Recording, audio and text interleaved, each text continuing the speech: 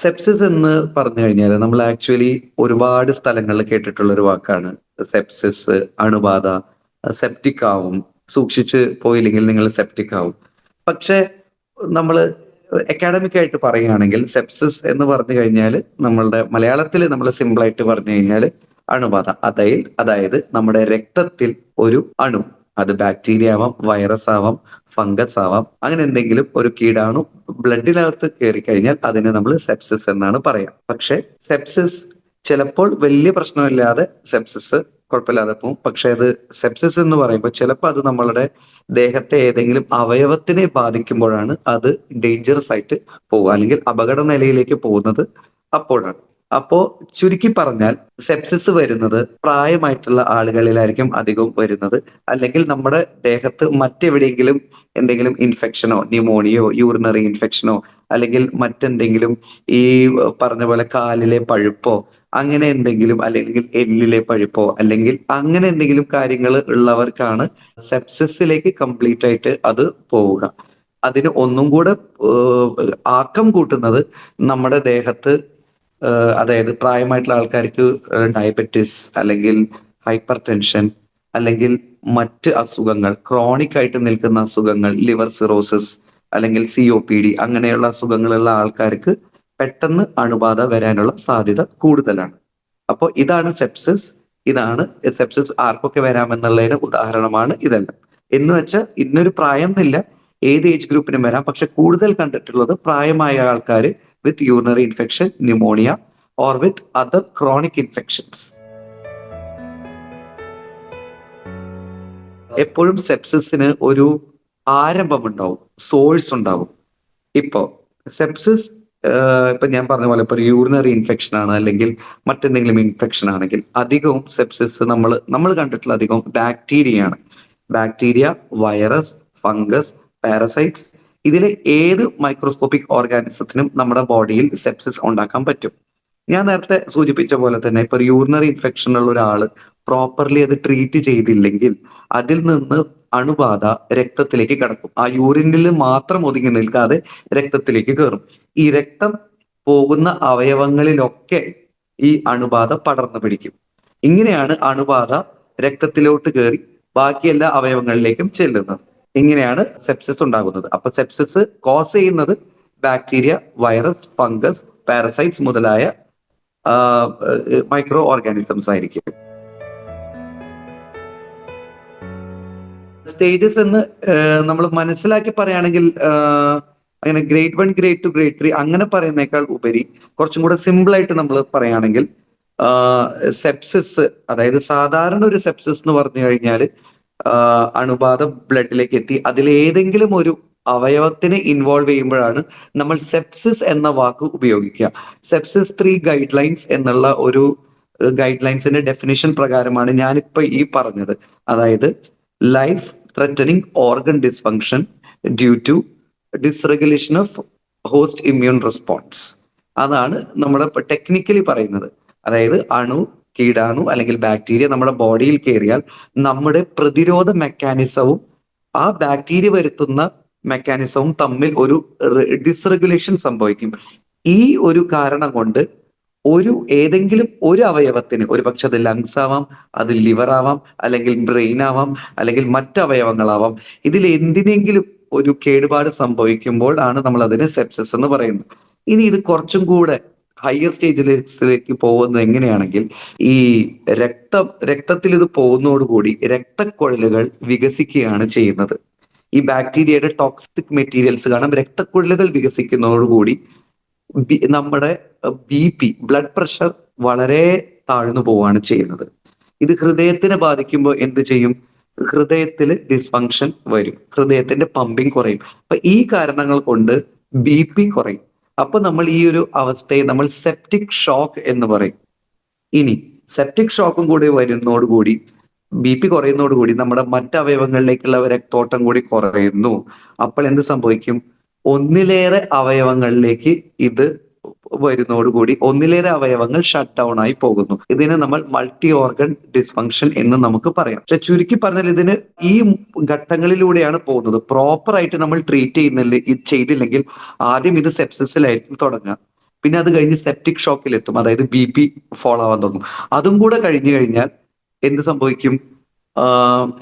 ഒന്നിലേറെ അവയവങ്ങളിലേക്ക് അത് പകർന്നു കഴിഞ്ഞാൽ പിന്നെ നമ്മുടെ ബോഡിക്ക് പിടിച്ചാൽ കിട്ടാത്ത ഒരു അവസ്ഥ വരുന്ന ഒരു പക്ഷെ അത് മരണത്തിലേക്ക് പോലും കലാശിക്കും. അപ്പൊ ഇതാണ് ഇതിന്റെ പല ഘട്ടങ്ങളിൽ നിന്ന് നമുക്ക് ചുരുക്കി പറയാം. ഒരു പേഷ്യന്റിന് സെപ്സിസ് ഉണ്ടോ ഇല്ലയോ എന്ന് അറിയാൻ പറ്റും. നമ്മൾ ഏത് പേഷ്യന്റ് ആയാലും, അത് സെപ്സിസ് ആയിക്കോട്ടെ മറ്റെന്ത് അസുഖങ്ങളും ആയിക്കോട്ടെ, ആദ്യമായി തന്നെ നമുക്ക് പേഷ്യന്റിന്റെ ഹിസ്റ്ററി അത് നമുക്ക് കിട്ടണം. പേഷ്യന്റിന് സംസാരിക്കാൻ പറ്റുമെങ്കിൽ അത് പേഷ്യന്റിൽ നിന്ന് തന്നെ നമുക്ക് കളക്ട് ചെയ്യേണ്ടി വരും. ഇല്ലെങ്കിൽ പേഷ്യന്റിന് സംസാരിക്കാൻ പറ്റാത്ത ഒരു സിറ്റുവേഷൻ ആണ്, പേഷ്യന്റ് ഭയങ്കര ഡിസോറിയന്റഡ് ആണ്, ബോധത്തിന്റെ അളവ് കുറവാണ്, അങ്ങനത്തെയുള്ള സിറ്റുവേഷനിൽ നമുക്ക് അവരുടെ കുടിയിരിപ്പുകാര് അല്ലെങ്കിൽ ബൈസ്റ്റാൻഡേഴ്സ് അവരോട് നമുക്ക് ചോദിക്കാം. അപ്പൊ ആദ്യം തന്നെ നമ്മൾ അവരുടെ നിന്ന് ഹിസ്റ്ററി ചോദിക്കണം. എപ്പോ തൊട്ടാണ് ഇത് ആരംഭിച്ചത്? അപ്പൊ ഒരുപക്ഷെ ഇത് പനിയായിട്ടായിരിക്കാം ആരംഭിച്ചത്, അല്ലെങ്കിൽ പേഷ്യന്റിനൊരു മൊത്തത്തിലൊരു വല്ലായിക, അല്ലെങ്കിൽ ഒരു ഛർദി, അല്ലെങ്കിൽ വയറിളക്കം, അല്ലെങ്കിൽ ഒരു ശ്വാസം മുട്ട്, അങ്ങനെ ഏത് അവയവത്തിനെയാണോ സെപ്സിസ് ബാധിച്ചിരിക്കുന്നത് ആ അവയവത്തിനെ സംബന്ധിക്കുന്ന സിംറ്റംസ് ആയിരിക്കും പേഷ്യന്റ് ഒരുപക്ഷെ ആദ്യം കാണിക്കുക. അത് എപ്പോഴാണ് ഇത് തുടങ്ങിയെന്നുള്ളത് ആദ്യം നമ്മൾ ഹിസ്റ്ററിയിൽ നിന്ന് അറിയണം. ഇനി രണ്ടാമത്, പേഷ്യന്റിന് നമ്മൾ എക്സാമിൻ ചെയ്യുമ്പോൾ ഹൃദയമിടിപ്പ് കൂടുതലാണ്, BP ഒരു ഇച്ചിരി കുറവാണ്, പേഷ്യന്റിന് പനിയുണ്ട്, ശ്വാസം എടുക്കുന്നതിന്റെ അളവ് കൂടുതലാണ്, ഇങ്ങനത്തെ പാരാമീറ്റേഴ്സിൽ വരുന്ന ഡിഫറൻസ് ഉണ്ടെങ്കിൽ, ഒപ്പം ഒരു ഫീവറോ അങ്ങനെ എന്തെങ്കിലും ഉണ്ടെങ്കിൽ സെപ്സിസിലോട്ട് ഉള്ള നമ്മുടെ ഡയഗ്നോസിസിന്റെ ദൂരം കുറഞ്ഞുകൊണ്ടിരിക്കുകയാണ്. കാരണം നമ്മൾ ഓൾമോസ്റ്റ് സെപ്സിസിലേക്ക് എത്തിക്കൊണ്ടിരിക്കുകയാണ്. ഇനി നമ്മൾ ഒരു എക്സ്റേ എടുക്കുകയാണ്. എക്സ്റേക്കകത്ത് നമ്മൾ കണ്ടു, എക്സ്റേക്കകത്ത് പേഷ്യന്റിന് ന്യൂമോണിയ ഉണ്ട്, അല്ലെങ്കിൽ CT എടുക്കുമ്പോൾ പേഷ്യന്റിന് ന്യൂമോണിയ ഉണ്ട്, അല്ലെങ്കിൽ നമ്മൾ പേഷ്യന്റിന്റെ മൊത്തത്തില് നമ്മൾ എപ്പോഴും പേഷ്യന്റിനെ ഹെഡ് ടു ടോ, തല മുതൽ കാല് വരെ എക്സാമിൻ ചെയ്യണം. അപ്പൊ നോക്കുമ്പോഴാണ് നമ്മൾ പേഷ്യന്റിന്റെ കാലിൽ ഒരു പഴുപ്പുണ്ട്, അല്ലെങ്കിൽ നെക്രോട്ടൈസിങ് ഫേഷ്യേറ്റിസ് എന്ന് പറയുന്ന ഒരു അസുഖമുണ്ട്, അല്ലെങ്കിൽ യൂറിൻ ചെക്ക് ചെയ്തപ്പോൾ യൂറിനിലൊരു പ്രശ്നമുണ്ട്, വയറിലെ സ്കാൻ ചെയ്തപ്പോൾ അതിലെ ഒരു പ്രശ്നമുണ്ട്, അല്ലെങ്കിൽ പേഷ്യന്റിന്റെ സിംറ്റംസ് വെച്ച് പേഷ്യന്റിന് മെനിഞ്ചൈറ്റിസ് ഉണ്ട്. അപ്പോ വീണ്ടും നമ്മൾ സെപ്സിസിലോട്ടുള്ള ഇത് കുറയാണ് ചെയ്യുന്നത്. ഇനി സെപ്സിസ് ആബ്സല്യൂട്ട്ലി ഇത് സെപ്സിസ് ആണ് എന്ന് ഉറപ്പിക്കാനായിട്ട് ഇനി നമുക്ക് ചെയ്യാനുള്ള മെത്തേഡ് എന്ന് പറഞ്ഞാൽ ബ്ലഡ് കൾച്ചർ ആണ്. സെപ്സിസിലോ സെപ്റ്റിക് ഷോക്കിലോ അധികവും ബ്ലഡ് നമ്മൾ കൾച്ചറിന് വിടുക എന്ന് പറയും. ഇപ്പൊ നമ്മൾ യൂറിൻ കൾച്ചറിന് വിടുന്ന കേട്ടിട്ടുണ്ട്, തുപ്പലം കൾച്ചറിന് വിടുന്ന കേട്ടിട്ടുണ്ട്, കഫം, തുപ്പലല്ല കഫം. അപ്പൊ നമ്മൾ രക്തം കൾച്ചറിലോട്ട് വിട്ട് കഴിഞ്ഞ് മിക്കവാറും രക്തത്തിലെ കൾച്ചർ വരാനായിട്ട് 2 ദിവസമൊക്കെ എടുക്കും.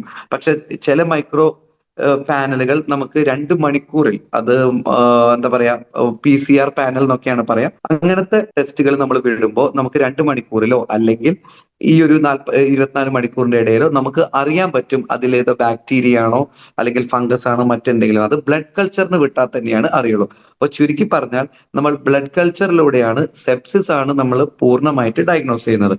പിന്നെ പ്രോകാൽസിറ്റോണിൻ എന്ന് പേരുള്ള ഒരു ടെസ്റ്റ് ഉണ്ട്. പക്ഷെ അത് വെച്ചിട്ട് നമ്മൾ ഒരിക്കലും സെപ്സിസ് തീരുമാനിക്കില്ല. പക്ഷെ ഈ ഒരു ബ്ലഡ് കൾച്ചറിന്റെ കൂടെ ഇതും കൂടെ ചേരുമ്പോൾ നമുക്ക് സെപ്സിസ് ആണ് എന്ന് നമുക്ക് മനസ്സിലാക്കാൻ പറ്റും. ചുരുക്കി പറഞ്ഞാൽ പേഷ്യന്റിന്റെ ഹിസ്റ്ററി, പേഷ്യന്റിനെ കംപ്ലീറ്റ് ആയിട്ട് എക്സാമിനേഷൻ ചെയ്യുക, അതിൽ കിട്ടുന്ന ഫൈൻഡിങ്സ്, ലാബ്, അതായത് ബ്ലഡിന്റെ കൗണ്ടുകൾ, അതുപോലെ ബ്ലഡ് കൗണ്ട് വിടുന്നു. അപ്പൊ ബ്ലഡ് കൗണ്ട് കൂടുകയാണെങ്കിൽ അത് നമുക്ക് സെപ്സിസ് ആണെന്ന് മനസ്സിലാക്കാം. പ്ലസ് ബ്ലഡ് കൾച്ചറുകൾ, ഇതെല്ലാം ഒരു പോസിറ്റീവ് ഇതിലേക്ക് വരികയാണെങ്കിൽ പ്ലസ് പേഷ്യന്റിന്റെ ക്ലിനിക്കൽ ഫീച്ചറും നോക്കി നമുക്ക് സെപ്സിസ് ഡയഗ്നോസ് ചെയ്യാവുന്നതാണ്. സെപ്സിസ് ചികിത്സിച്ച് പരിപൂർണമായി നമുക്ക് മാറ്റാൻ പറ്റുന്നൊരു അസുഖം തന്നെയാണ് സെപ്സിസ്. അതെങ്ങനെയാണെന്ന് ഞാൻ പറയാം. സെപ്സിസ് ഡെത്ത് എന്ന് നമ്മൾ പലപ്പോഴും കേട്ടിട്ടുണ്ട്, സെപ്റ്റിക്കായി ഡെത്തായി, അങ്ങനെയൊന്നുമില്ല. കറക്റ്റ് ടൈമിൽ കണ്ടുപിടിച്ചാൽ നമുക്ക് സെപ്സിസിനെ ഈസി ആയിട്ട് നമുക്ക് കളയാം. അതിന് ഞാൻ ഉദാഹരണമായിട്ട് പറയാം. നമ്മൾ ഈ പേഷ്യന്റിന്റെ അസുഖം കണ്ടുപിടിച്ചു, സെപ്സിസ് ആണെന്ന് മനസ്സിലാക്കിയാൽ, അതായത് അതൊരു ഡോക്ടർക്ക് മനസ്സിലേക്ക് അത് വരും, ആ കിടക്കുന്ന പേഷ്യന്റിന്റെ സെപ്സിസ് ആണ്. ബ്ലഡ് കൾച്ചർ വരും മുമ്പാണ് ഞാൻ ഈ കാര്യങ്ങൾ പറയുന്നത്. ബ്ലഡ് കൾച്ചർ കണ്ടുപിടിച്ച ശേഷമല്ല സെപ്സിസിന്റെ ട്രീറ്റ്മെന്റ് ആരംഭിക്കുന്നത്. പേഷ്യന്റിന്റെ ഹിസ്റ്ററിയും ക്ലിനിക്കൽ എക്സാമിനേഷൻ എടുത്ത അപ്പം തന്നെ നമുക്ക് സെപ്സിസ് ആണെന്ന് സംശയമുള്ള എല്ലാ അസുഖങ്ങളെയും നമ്മൾ സെപ്സിസ് ആയിട്ട് തന്നെ കണക്കാക്കി ആദ്യത്തെ 1 മണിക്കൂറിൽ ബ്രോഡ് സ്പെക്ട്രം ആന്റിബയോട്ടിക് ആണ് നമ്മൾ കൊടുക്കേണ്ടത്. ഈ ബ്രോഡ് സ്പെക്ട്രം എന്ന് പറയുന്നത് എന്താന്ന് വെച്ചാൽ ഒരുവിധം ബാക്ടീരിയകളെ, ഒരു മാതിരിപ്പെട്ട എല്ലാ ബാക്ടീരിയകളെയും കൊല്ലുന്ന പവർഫുൾ ആയിട്ടുള്ള ഒരു ആന്റിബയോട്ടിക് എന്നാണ് അതിന്റെ അർത്ഥം. ആ ഒരു ആന്റിബയോട്ടിക് 1 മണിക്കൂറിനുള്ളിൽ, 1 മണിക്കൂർ അല്ലെങ്കിൽ 15 മിനിറ്റിനുള്ളിൽ അപ്പൊ തന്നെ പേഷ്യന്റിന് കൊടുത്തിരിക്കണം. ആ കൊടുക്കുന്നതിന്റെ 1 മിനിറ്റ് മുൻപ് നമ്മൾ ബ്ലഡ് കൾച്ചർ വിട്ടിരിക്കണം. അല്ലെങ്കിൽ എന്താ ഉണ്ടാവാന്ന് വെച്ചാൽ ആന്റിബയോട്ടിക് കൊടുത്തു കഴിഞ്ഞിട്ടാണ് നമ്മൾ ബ്ലഡ് കൾച്ചർ വിടുന്നതെങ്കിൽ നമുക്ക് ആ ആന്റിബയോട്ടിക്കിന്റെ പവറിൽ നമുക്ക് അത് ആ ബാക്ടീരിയനെയോ നമുക്ക് കിട്ടില്ല. അതുകൊണ്ട് ആദ്യം പേഷ്യന്റിന്റെ ബ്ലഡ് കൾച്ചർ എടുത്ത് ഇമ്മീഡിയറ്റ്ലി തന്നെ പേഷ്യന്റിന് ആന്റിബയോട്ടിക് കൊടുക്കണം. That is the first thing. അതിൽ അത് നിൽക്കുന്നില്ല. ഞാൻ നേരത്തെ പറഞ്ഞു, നമ്മൾ ബ്ലഡ് സെപ്സിസ് വരുമ്പോൾ നമ്മുടെ രക്തധമനികൾ വികസിച്ച്, ബ്ലഡ് വെസൽ വികസിച്ച് BP കുറയുമെന്ന്. അങ്ങനത്തെ ഒരു സിറ്റുവേഷൻ വരുമ്പോൾ, ബ്ലഡ് വെസൽ വികസിക്കുമ്പോൾ നമ്മുടെ വീനസ് പൂളിംഗ് എന്ന് പറയും, രക്തം പൂൾ ചെയ്ത് കിടക്കും. അങ്ങനത്തെ സിറ്റുവേഷനിൽ നമ്മൾ BP കൂട്ടാനായിട്ട് നമ്മൾ എന്ത് ചെയ്യും? ഫ്ലൂയിഡ്സ് ഇമ്മീഡിയറ്റ് ആയിട്ട് ഒരു 500 ml 250 ml അപ്പൊ തന്നെ നമ്മൾ പേഷ്യന്റിന് കൊടുക്കുകയാണ്. അതായത് വന്നു കഴിഞ്ഞാൽ തന്നെ പേഷ്യന്റിന് ആന്റിബയോട്ടിക് കൊടുത്ത് ബ്ലഡ് കൾച്ചർ ചെയ്ത് ആന്റിബയോട്ടിക് കൊടുത്ത് അപ്പൊ തന്നെ ഡ്രിപ്പ് ഇടാം. ഒരുവിധം കേസുകളിൽ നമുക്ക് പേഷ്യന്റിന്റെ ആ ഒരു ക്ലിനിക്കൽ ഫീച്ചേഴ്സ് സ്റ്റേബിളായി തുടങ്ങുന്നത് കാണാം, BPയും കയറുന്നത് കാണാം. ഒരു പക്ഷേ നമ്മൾ ഇത്ര ഫ്ലൂയിഡ് ഇട്ടിട്ടും പേഷ്യന്റിന്റെ BP കയറുന്നില്ലെങ്കിൽ പിന്നെ നമുക്ക് അടുത്തത് ചെയ്യാനുള്ളത് ഐനോട്രോപ്സ് എന്ന് പറഞ്ഞ മരുന്നുകൾ നമുക്ക് സ്റ്റാർട്ട് ചെയ്യേണ്ടതായിട്ട് വരും, BP ഒന്ന് സ്റ്റേബിൾ ആക്കാനായിട്ട്. ഇനി ഇതുകൊണ്ട് മാത്രം കംപ്ലീറ്റ് ആയില്ല. കാരണം എവിടുന്നാണ് ആരംഭം എന്നുള്ളത് നമ്മൾ അറിയണം. ബ്ലഡിലുള്ള കീടാണുക്കളല്ല, എവിടുന്നാണ് സ്റ്റാർട്ട് ചെയ്തതെന്ന് അറിയണം. അതിനായി ചിലപ്പോൾ നമുക്ക് നമ്മുടെ അൾട്രാസൗണ്ട് ഉപയോഗിക്കേണ്ടി വരും. നമ്മുടെ സ്കാനിങ് നമ്മൾ സ്കാൻ ചെയ്യുമ്പോഴാണ് ചിലപ്പോൾ കണ്ടുപിടിക്കപ്പെടുക കിഡ്നിക്കകത്ത് ഒരു പസ് കെട്ടിയിരിക്കുന്നുണ്ട്, അല്ലെങ്കിൽ ഹൈഡ്രോയൂറോനെഫ്രോസിസ്, അല്ലെങ്കിൽ കിഡ്നിയുടെ അകത്താണ് ഇൻഫെക്ഷൻ, അല്ലെങ്കിൽ നമ്മൾ CT എടുക്കുമ്പോൾ നമ്മൾ കാണുന്നത് ചെസ്റ്റിലാണ് ഇൻഫെക്ഷൻ. നമ്മൾ പേഷ്യന്റ് ഇപ്പോൾ ബോധത്തിന്റെ അളവ് കുറവാണെങ്കിൽ നമ്മൾ നട്ടെല്ലിന്ന് കുത്തിയെടുത്ത് ഒരു ടെസ്റ്റ് വിടും, അപ്പൊ മനസ്സിലാവും മെനിഞ്ചൈറ്റിസ് ആണ് ഇൻഫെക്ഷൻ. നമ്മൾ കാലിൽ നോക്കൂ, ഡയബറ്റീസ് ഉള്ള പേഷ്യൻസിന് ഡയബറ്റിക് അൾസർ അങ്ങനത്തെ കാര്യങ്ങളൊക്കെ കാല് വരും, അത് തന്നെ ഇൻഫെക്റ്റഡ് ആയി സെപ്സിസ് ആവാനുള്ള സാധ്യതയുണ്ട്. അപ്പൊ മനസ്സിലായി കാല് അവിടെ നിന്നാണ് സോഴ്സ് വരുന്നത്.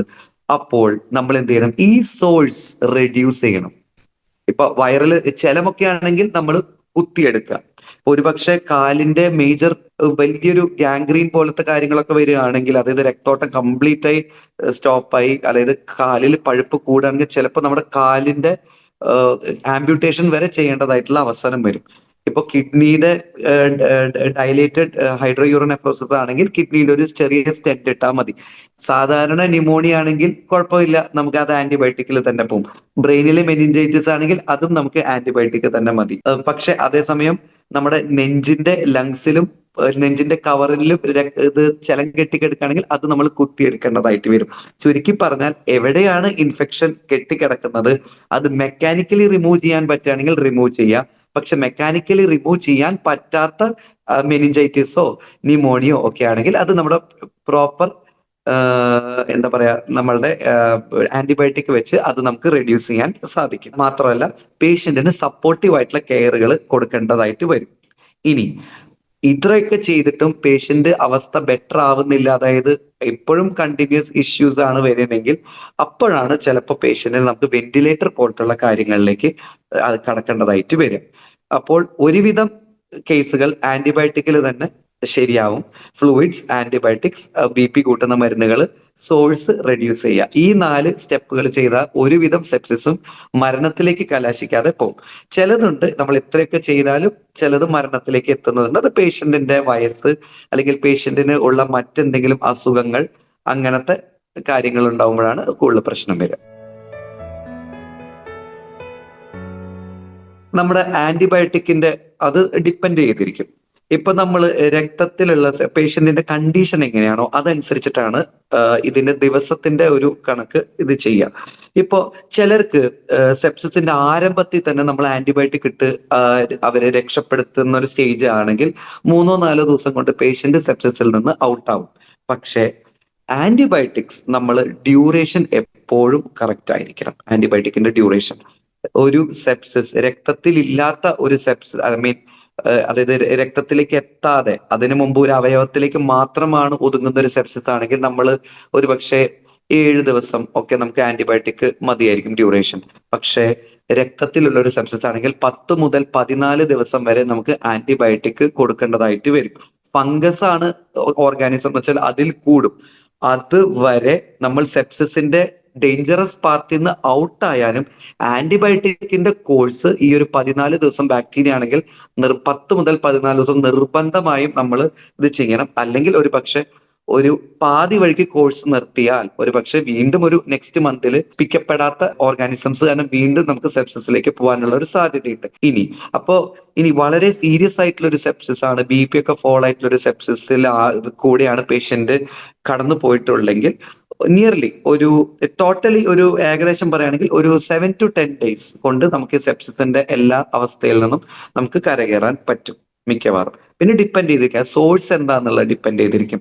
ഇപ്പോ ഒരു ഓപ്പറേഷൻ വേണ്ടതായിട്ടുള്ള ഒരു സോഴ്സ് ആണ്, അതായത് വയറിന്റെ അകത്ത് ഒരു വലിയ ഒരു ആബ്സസ് ആണ് അല്ലെങ്കിൽ ഒരു മറ്റിതുകളാണ്, അപ്പൊ അത് ഓപ്പറേഷൻ ചെയ്ത് നീക്കിയെടുക്കുന്ന ഒരു ഇതാണെങ്കിൽ ഓപ്പറേഷൻ്റെതായിട്ടുള്ള മറ്റ് കോംപ്ലിക്കേഷൻസും വരികയാണെങ്കിൽ അതും നമുക്ക് ഡീൽ ചെയ്യേണ്ടി വരും. ഡിപ്പെൻഡ് ചെയ്തിരിക്കും ഏതാണ് പേഷ്യന്റിന് സെപ്സിസ് എന്തുകൊണ്ടുണ്ടായി എന്നുള്ള കാരണം കൊണ്ട് ഡിപ്പെൻഡ് ചെയ്തിരിക്കും. അനന്തരഫലങ്ങൾ യൂഷ്വലി പ്രോപ്പർ ട്രീറ്റ്മെന്റ് കിട്ടുകയാണെങ്കിൽ പ്രത്യേകിച്ച് പ്രോബ്ലംസ് ഒന്നും ഉണ്ടാവാനുള്ള ഒരു സാധ്യതയില്ല. പക്ഷെ അത് ഏത് സോഴ്സിൽ നിന്നാണ് വന്നതെന്നുള്ളത് ഡിപ്പെൻഡ് ചെയ്തിരിക്കും.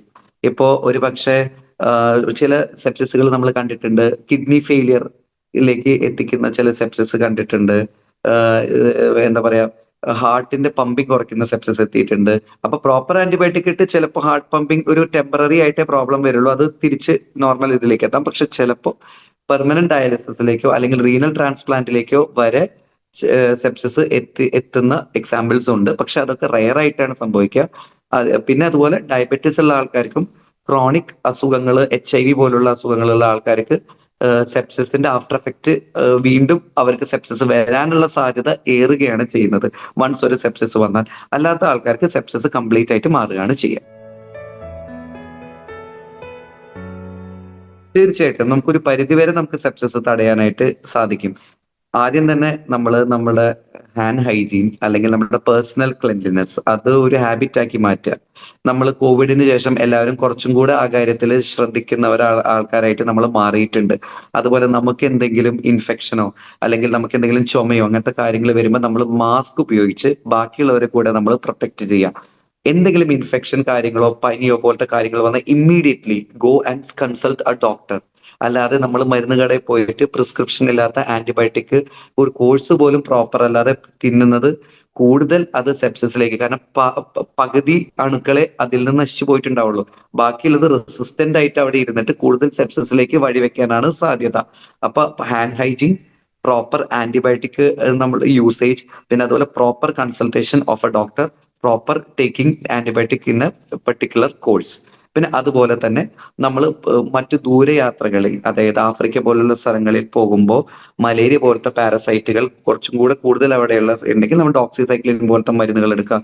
അതുപോലെ എലിപ്പനി വരാൻ സാധ്യതയുള്ള ജോലിക്കാര്, അതായത് കർഷകര് അല്ലെങ്കിൽ മറ്റ് മുനിസിപ്പാലിറ്റിയിൽ ക്ലീൻ ചെയ്യുന്ന സ്റ്റാഫുകൾ, ജോലിക്കാര്, അവരും ഇതുപോലെ പ്രൊഫൈലാക്സിസ് ആയിട്ടുള്ള മരുന്നുകൾ എടുക്കുക. അപ്പൊ എലിപ്പനി പോലുള്ള ഇതുകളിൽ നിന്ന് വരുന്ന സെപ്സിസ് നമുക്ക് തടയാൻ പറ്റും.